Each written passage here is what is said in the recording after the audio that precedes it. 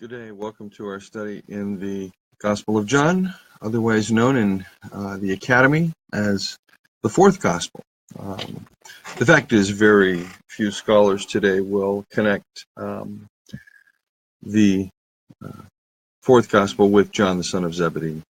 I think that theory's been pretty discredited, and we'll carry on. I do want to talk to you for a moment, though, and give you some resources. So for about 10 minutes here, if you are new to our study, I want to introduce you to what's known as the discipline of Johannine studies. That is, the scholarship that has been happening on the Gospel of John. And I've narrowed it down to the scholarship that's been important to me, including some of the landmark books in Johannine scholarship. Hey, folks, listen. The best way to become familiar with any discipline are to read the benchmarks, those books that were published that will just be classics and standards just because the research was impeccable. For today's theme, we're in the middle of this discourse about the light of the world.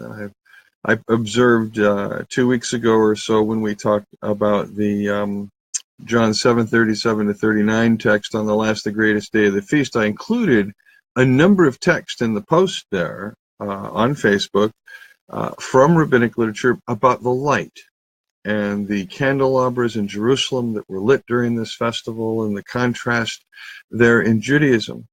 But we've already seen that this writer is so saturated in Judaism that permeates his world. But we've also seen this writer is saturated in non-Jewish thought. Let's just call it Greek thought for now, or Greco-Roman thought if you prefer. But certainly very familiar with Judaism as it's oriented toward, for example, Alexandria, the kind of Jewish thinking that was happening there with Philo of Alexandria. This writer's very familiar with what appears to be some familiarity, or at least familiarity with the pop cultural kind of views of ancient cults. And we saw that Andrew Lincoln had some excellent stuff with regard to the wedding at Cana and Dionysius. So this writer knows both his religious world and the world that's embedded in Ephesus, they're in Asia Minor, what is now Turkey. This writer knows the intellectual background, and he's just teasing out the way the gospel relates to these backgrounds. One of the finest books ever written, still to this day, was published in 1960, is by the Cambridge New Testament scholar C.H. Dodd, and this book is titled, I'm going to try and get it up to the camera. Write it down or pause the video, but please don't ask me to put these in the post. I'm going to show you about 18, 20 books here. This is C.H. Dodd's The Interpretation of the Fourth Gospel. And there is, in this text, just before union with God, just after truth,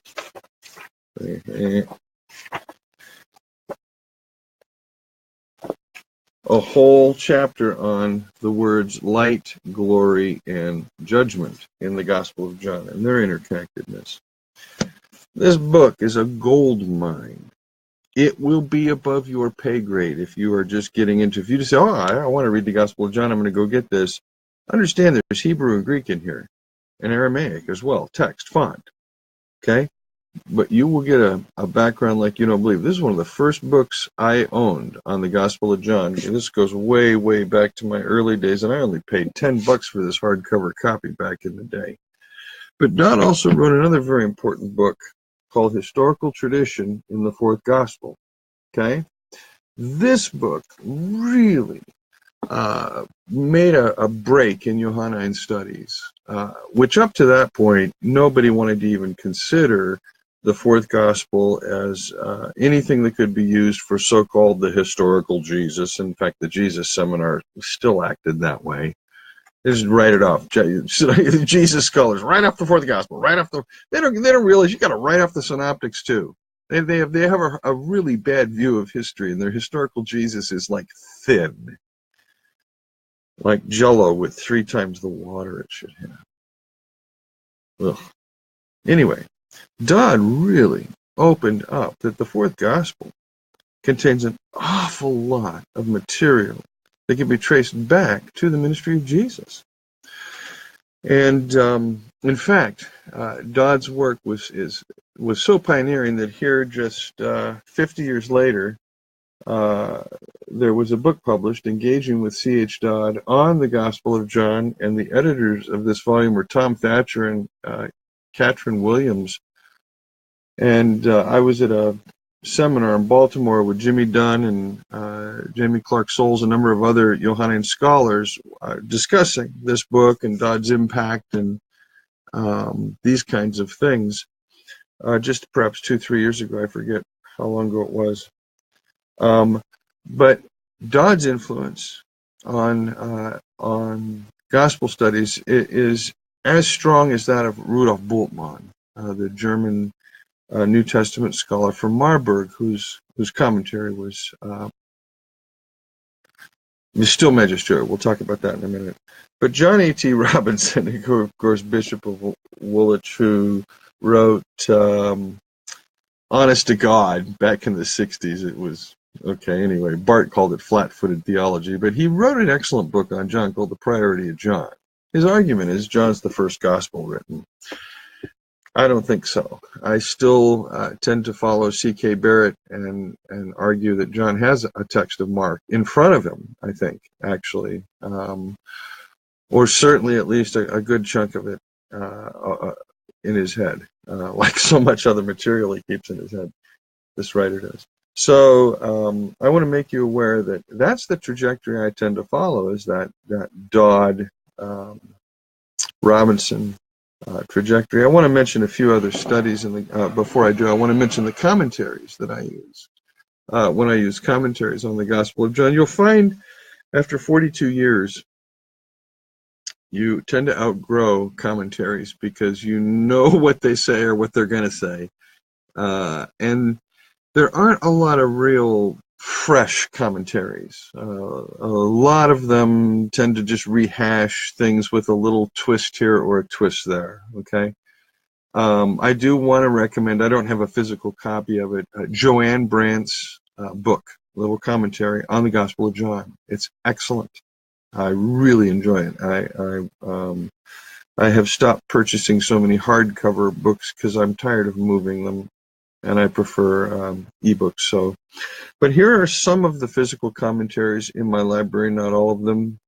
I still have about, in addition to what I'm going to show you, perhaps another 100 books over there in my Johannine study section. Of the most contemporary writer on the fourth gospel whose commentary I like is Andrew Lincoln, The Gospel According to St. John. Okay, Andrew Lincoln. I think this is a well-done work through and through. And I gauge commentaries on, there's a lot of criteria I use, but through and through I've appreciated Andrew Lincoln. An older evangelical commentary I still use is G.R. Beasley Murray, George Beasley Murray. Again, evangelical, but good scholarship, you see. Just because you're evangelical doesn't mean you do bad scholarship. It just tends to mean that you tend to read things sacrificially, but the same thing can be said of historical critical scholars. I mean, for crying out loud, they're just as sacrificial in their hermeneutic. You know, they think they're doing better historical science than their evangelical counterparts who are naive and influenced by the Bible. No, they're just as naive, you know, in their views of history and empiricism, and they're being influenced by Vienna. Anyway, that's a joke. Of the other commentators I like, the older ones, of course, you cannot study the Gospel of John without being familiar with Raymond Brown, a 2-volume Anchor Bible commentary published back in '64, I believe, a standard work, a classic work, still used in seminary today. If you do want to study the Gospel of John, Raymond Brown's 2-volume Anchor Bible commentary should be on yourself or in your Kindle. That's just it. It's a very solid commentary. Okay. I also like the 3-volume work of Raymond Schnackenberg, Roman Catholic, like Raymond Brown. But Rudolf Schnackenberg's 3-volume commentary, I find, Schnackenberg he can be rich. I just have no idea how to describe it. He can be dry and he can be rich. But man, you can be reading in Schnackenberg for 6, 8, 10 pages on a text and you're just dying, going, dude, man, I am so thirsty. And then bam, there's this oasis right in the middle of the text. And you just sit there and you go, that was worth it. That's Schnackenberg. Another older commentary I really like is that of Sir Edwin Hoskins on the Fourth Gospel. He did not live to finish this. It was edited by his friend and colleague Francis Davy. Hoskins and Davy, of course, did the very, very challenging book, The Riddle of the New Testament, back after World War II. Finally, of all the commentaries on the Gospel of John that have been written today, there is probably none finer than that of Rudolf Bultmann, the Gospel of John. And one may take exception to a lot of Bultmann's work and his theories. I certainly do. Haven't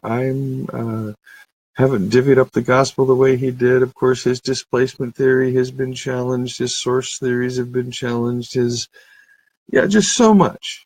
But it is a goldmine of information, particularly relating the Gospel of John to Hellenism.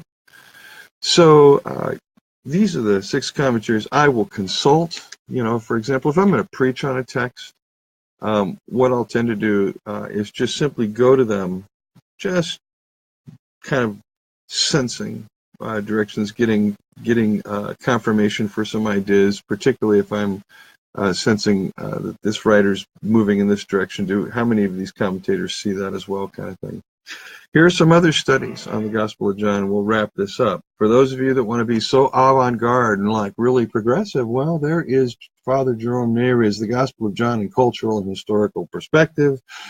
Father Neri is a pioneer in social science research in the Gospels. So if you want to be really cool, that's the one you want to have in your library. And everybody in progressive Christianity will just love you to death. There's a phenomenal book, Dr. Jamie Clark Souls out of Perkins School of Theology, Reading John for Dear Life. This is an excellent introduction. And she calls it a spiritual walk. And it is, because she's got exercises in here you're going to do. And it's a wonderful little book. This would be good for group study, small Bible studies, Sunday school classes, mature adult Sunday school classes, because it really does what the writer wants you to do as an auditor or a reader of the text of the Fourth Gospel. So it's a wonderful little book. Richard Bauckham, a great scholar over in the UK, Ireland, I believe, or Scotland. No, he's in Scotland. Love Richard Bauckham's work. This is on major themes in Johannine studies. And you've heard me talk about the Jesus-Moses parallelism. 2 studies in particular have been important to me. T.F. Glasson's Moses in the Fourth Gospel. This is an old series, these studies in biblical theology. And I used to just go around old bookstores and collect these things, but that's an older one. And then there's the more recent one, Moses or Jesus, by Maria-Emilia Poismart.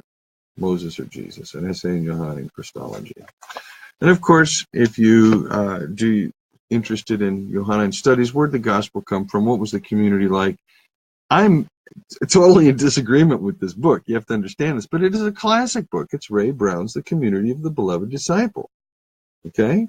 I fundamentally disagree with Ray Brown on just about everything in this book, but it is a classic. You need to know it if you're going to be in Johannine studies, because a lot of Johannine scholars just simply kind of follow Brown's trajectory. I don't. I was always fascinated by the work of John Bowman, and here's his Fourth Gospel in the Jews. Again, these are older works. These are works that I would have read between 77 and 94 or so.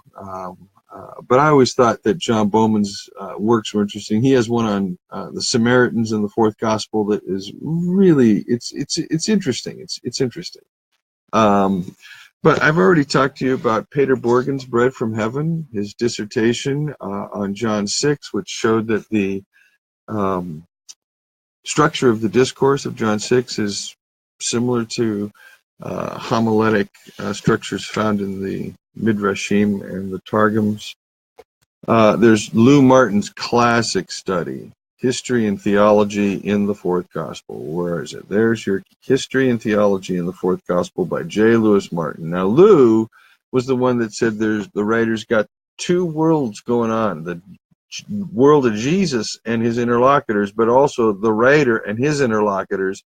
The writer identifies with Jesus. Both interlocutors are put together, and you have this double drama going on. We're going to talk about that when we get to chapter 9. We're going to talk about Lou's thesis, and you've already heard me play on this back in chapter 3 when I talked about the way the writer's weaving three voices together there in chapter 3. John the Baptist, Jesus, and his own. And there's a reason for all of this. Zebedee's not the author, of course, John the son of Zebedee. Pearson Parker wrote a fantastic essay in the Journal of Biblical Literature. I don't recall the year. I can't even find my copy. It's in a box. I have boxes of articles I have photocopied over the years. Pearson Parker wrote a brilliant article on all the reasons why there's just no way what we know about the son of John, the son of Zebedee, could have been connected to the intellectual capabilities of the writer of this text. Just amazing. And so the search for the author has continued, and pretty much the 20th century said, well, the author's anonymous, we just never know who it is, this kind of thing. I've always, the question that has lingered back in my mind is, how could this gospel have been the product of such mature Christian thought in the early church, and this author is anonymous or unknown? I just don't see that.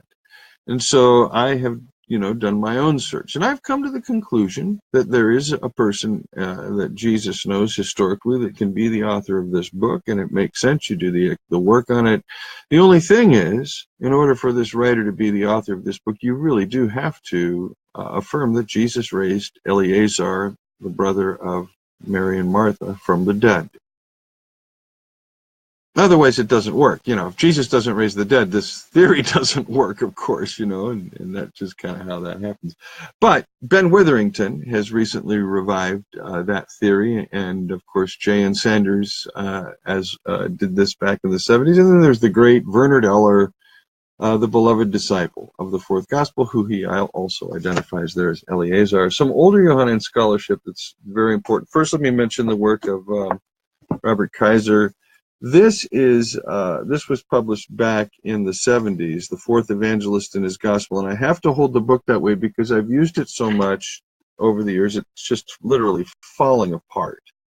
But this gives you a good overview of kind of 19th and 20th century Johannine scholarship on different things related to authorship, date, origins, background, themes, etc. And he has also published his little book, John the Maverick Gospel. It's an introduction, again, like Amy Clarksoul's book, Good for Groups. An author that I happen to find intriguing, taught at Fordham University there in New York City. I have his work on Paul, and I have his commentary on John, is Peter F. Ellis. Peter F. Ellis, like others, recognizes chiastic structure in the biblical writings, texts, ancient texts.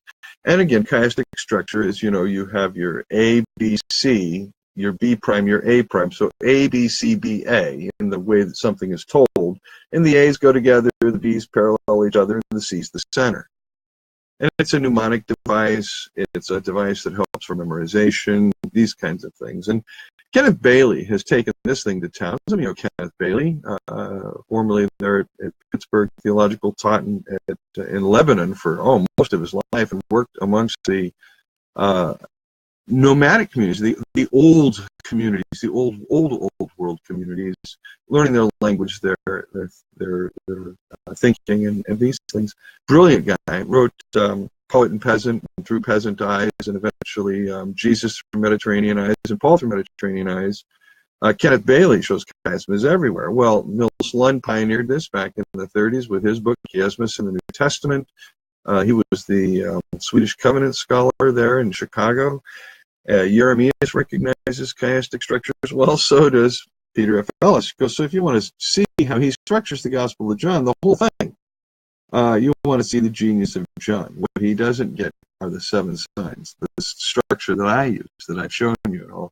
Well, now we're going to start coming back around the bend on that here, either today or in the next lesson, because we've gone from Cana, blood, healing of the nobleman's son, healing of the lame man, Eucharist, feeding of the 5,000, blood. Now we're going to come back to the story that's going to parallel the healing of the lame man. That's the man born blind. And then we're going to go to the next sign, number 6, which is going to parallel number 2. Number 2 is the healing of the nobleman's son. The guy's near death. Jesus heals him. Eleazar is in a tomb. He's dead. Jesus raises him. You see, and then the cross, Cana, and boom, there's your chiasmus. D. Moody Smith. Cheap, and I don't mean cheap, I mean inexpensive, small book, but rich. Truly a meal to dine on. New Testament Theology series, The Theology of the Gospel of John. D. Moody Smith, one of the great Johannine scholars of the late 20th century. If you're interested in seeing how John relates to the Dead Sea Scrolls, go get the volume edited by Charles Worth. It's an older volume, 35 years old or so, John of the Dead Sea Scrolls. These are very good essays. And we'll again show you how the ancient world, whether Jewish or Hellenistic or even Roman, there are these frames of reference that are held in common, like words like for things like light and darkness, this kind of stuff. Okay, Alan Culpepper, his Anatomy of the Fourth Gospel is a study in literary design. This is again an excellent tool, and it helps you really identify a number of Johannine stylistic characteristics, including language, irony, and these kinds of things. And finally, I do want to mention, for those of you interested in the whole question about authorship, there is Martin Hengel's The Johannine Question. And Hengel doesn't, he's a very, very, very careful scholar, and his students are as well. That is some Johannine scholarship for you, 22 minutes worth. So, when you're listening to people preach and teach on the biblical text, and they can't reference this stuff, you're probably dealing with nitwits, okay? And the last thing you want is, somebody blowing smoke out of their ears at you. That was nice. So let's get down.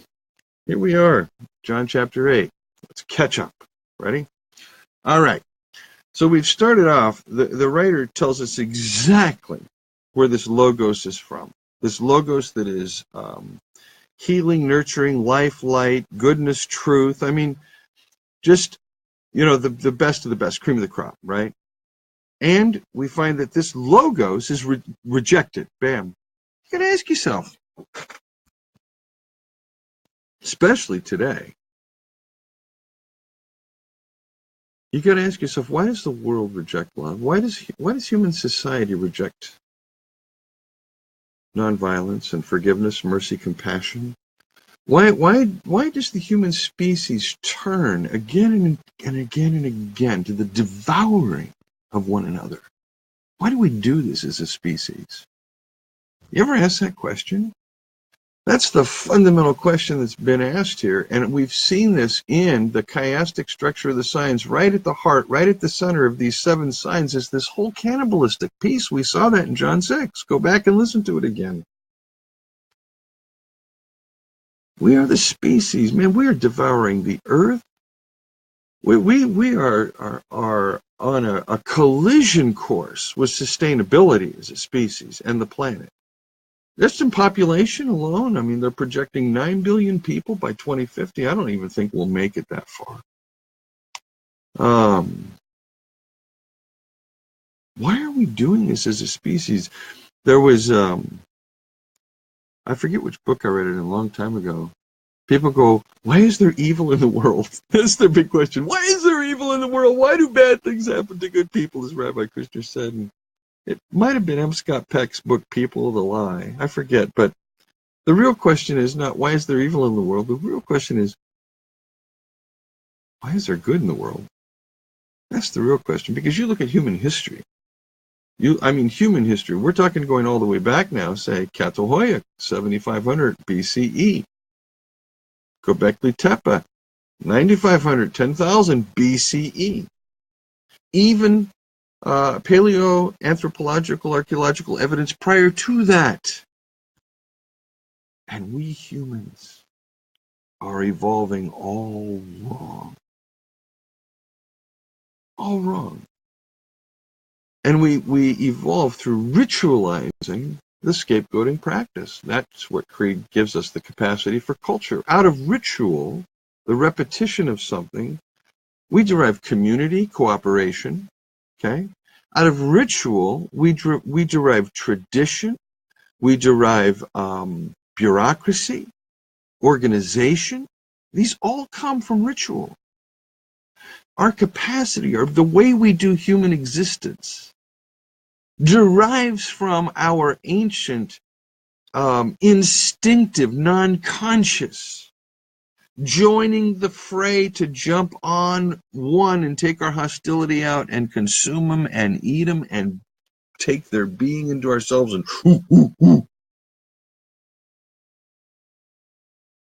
We're starting to see that behavior in ape populations. I wonder if they're not imitating us. Planet of the Apes scenario, eh? But it's true. We've now seen these kinds of ritual scapegoating practices in certain primate populations. They're watching us.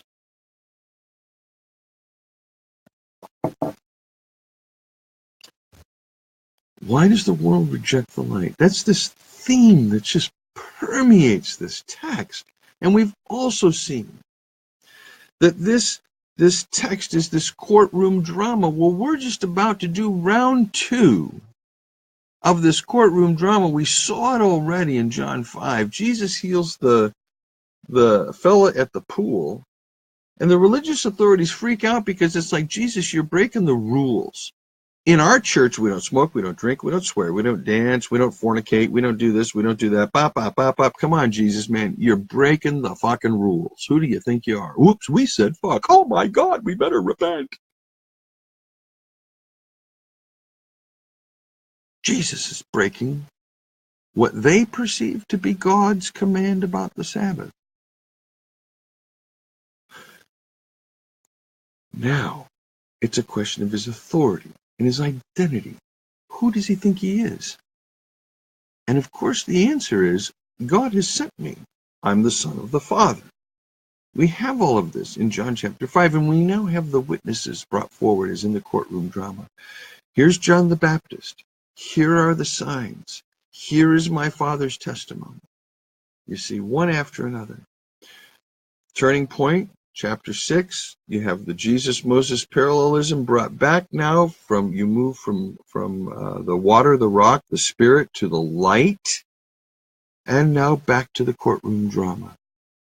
Who are you? Who do you think you are? And Jesus says, man, you don't understand when. I'm going to be the one you lynch. I'm going to be the victim of your lynch mob. That's what I'm going to be. And they go, oh no, we don't operate that way. We only do things that are right and holy and true and just. And if you die, it's because you deserve it. Jesus is going, you don't get it.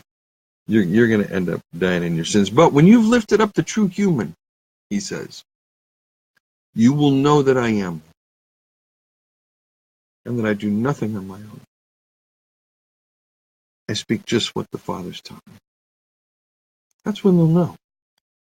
When they put him up there on that cross. Seventh sign. Culminating sign.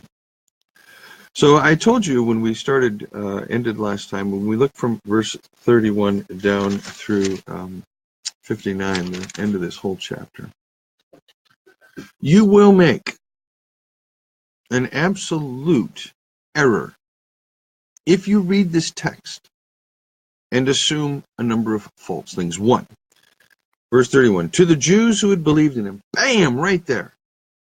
To the Jews. No. Again, David Bentley Hart's translation, to the Judeans. The Judeans. We're dealing with religious authorities in the South here in this text. This writer is a Jew. This writer doesn't hate himself or hate his own people or hate anything. So if you, as a Christian, go to this text and you identify with Jesus and you say to the Jews and you're superior, that means you're supersessionist. It means you're triumphalistic. It means you're misreading the text, because you need to put yourself in the shoes of the Judean authorities, because you don't like Jesus any more than they do. You're not going to care for what he's about. This business of following Jesus. The masses, the Christians out there that go to church, they think they're following Jesus. Good God. They're following a Rambo, Schwarzenegger, sick Jesus, or some kind of Che Guevara, combination of a righteous Dr. King, Che Guevara, I don't know, neoliberal something, Hegelian Jesus. To follow Jesus of Nazareth is to give your life away. And Protestant Christianity in America does not want to do that. End of story. Everybody's out for their own, man. It's all I, me, my stuff. This writer, if you identify yourself as, and it doesn't matter where you're from. It doesn't matter if you're from the lower class, you're poor, you're broke, you're this ethnic group, you're that gender. It don't matter. If you identify yourself with anybody other than the Judeans in this text, you will never, ever have happen to you what's going to happen to the guy in the next chapter. As long as you think you're superior, as long as you think your Christian revelation is superior to Judaism, as long as you have any triumphalism or supersessionism or anything like that in you, or your theology, and all your charismatics got it, folks. The entire fundamentalist tradition is rife with it. Progressives are a little better on this. Not a lot, but a little. Got to give credit where credit's due. Give the devil his due. So, to the Judeans, that's the first thing, because the last thing we want to do is we're going to come down to this phrase where Jesus will say, you are of your father the devil.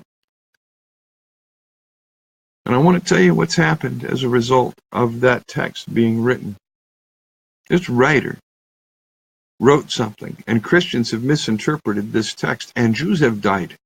Real Jewish men and women and children have died because of that text. Just like they've died from that text in Matthew's gospel, his blood be upon us and our generation. Real Christians killed real Jews using these verses to justify their killing. You go back through Christian history, all you got to do is look at a history of Christian anti-Semitism, for crying out loud. I have 5 or 6 of them on my shelf. They're available. They're in libraries. Go do your research. There's tons of books on anti-Semitism in the ancient world. I've got books on anti-Semitism in Alexandria, anti-Semitism in Rome, specific cities. Do not even begin to think you as a Christian have a right to read this text as though Jesus is speaking to Judaism, the religion. No, don't you even go there. You read this text first. It's like you're reading this whole text. As though it's addressed to you. You're the interlocutor. You're the Nicodemus comes at night. You don't want someone to know. You're the woman at the well. You're the guy at the pool. You're the Pharisees. You're the religious authorities. The southern religious authorities. You're going to be Caiaphas and Pilate too. Because if you can't do that, you'll never get the gospel.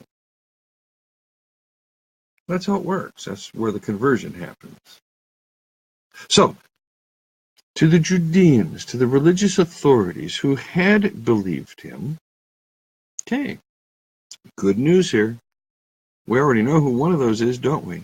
Nicodemus, end of chapter 7, raises a question about Jesus' origins and says, you guys are not, doing this the right way. And they go, well, what are you, one of his followers? Buddy?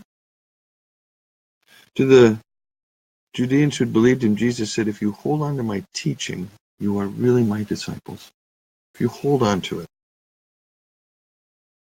grasp it, hang on, then you will know the truth, and the truth will set you free first. We have on our buildings of justice, the truth will set you free. I know in Washington, D.C., it's over some building, you know. Of course, the civil rights movement loved to use that, the truth will set you free. And ever since then, it's, people used it all over the place. You see it on, I can't remember the Scully and Mulder show, the FBI show, the truth will set you free, whatever that show was called. X-Files. Look, it's like really generic. The truth will set you free. You just got to know the truth. The people that go, I'm going to tell you the truth about yourself because the truth will set you free. They don't realize at that point, first of all, the text has something else right before it they're not paying attention to. To know the truth and be set free by the truth, there's a prerequisite. But nobody quotes that part, which is if you hold to my teaching. They don't do that part. No, they just want abstract truth, and then the function is the satanic accuser. It's, you're going to see in this gospel, finger pointer, boom, boom. I'm going to speak truth to power. Oh, yeah, sure. Folks, you can't believe how Protestantism in America is doing this Christian thing all wrong. Liberal, conservative, doesn't matter. Anabaptist, it doesn't matter. It doesn't matter. American Christianity, Protestant Christianity, American Protestant Christianity, folks, it's dead. It's dead. You got to get this. It's in darkness. It's just in darkness. They answered him, we are Abraham's descendants. Now they're going to make the identity claim. We come from here. This is who we come from. Father Abraham had many sons. Many sons had Father Abraham, and we are one of them. Okay. We're we're his descendants. You're telling us the truth's going to set us free. We've never been slaves of anyone. Well, first of all, that's bullshit. I mean, for crying out loud, who's the procurator there in Jerusalem? A Roman procurator? Right? Are they paying taxes? Yes. I mean, you could go back to, how about Antiochus Epiphanes? I mean, how about Pharaoh? I mean, come on, right? I didn't even mention the exile. I mean, we've never been slaves of anyone. People, you got to understand, when you're in darkness, you're in total denial. You truly are. You're just in total denial. We've all been there. They are too. How can you say we shall be set free? We have nothing to be free from. We don't need to be free. We're free. We're free. Look at us. We're free. Jesus replied, I'm going to tell you the truth. Everyone who sins is a slave to sin. Now, you're going to read this as a Western Christian, and you're going to start going, oh, I know sin. I know what sin is. The Catholic Church taught me. I eat meat on Fridays. That's a sin. The Baptists taught me I stick, never mind. I have intercourse outside of marriage. That's a sin. The Mennonites taught me I don't recycle. That's a sin. I mean, you could go on and on. Everybody's got their rules, right? You're going to think of sin here as the violation of these little